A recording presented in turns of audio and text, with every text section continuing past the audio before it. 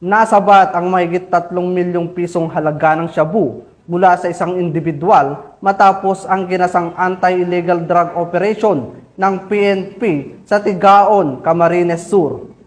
Ang matagumpay na operasyon na ito ay nagpapakita ng pangako ng pambansang pulisya sa paglaban sa iligal na droga at pagtutok sa mga individual na nagtatangkang magdulot ng panganib sa seguridad ng publiko.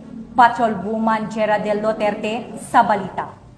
170,000 pesos halaga ng shabu ang nasabat ng mga tauhan ng Police Regional Office 5 sa Barangay Vinagre, Bayan ng Tigaon, Camarines Sur.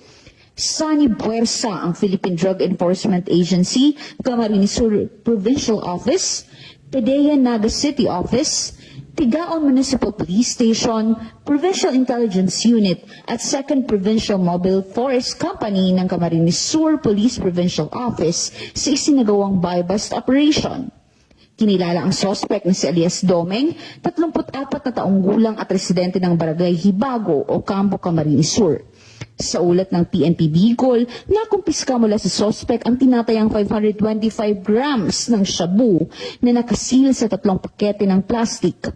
Kasama rin sa mga nakuhang ebidensya ang 2 kalibre 45 na baril na may tatak na Colt.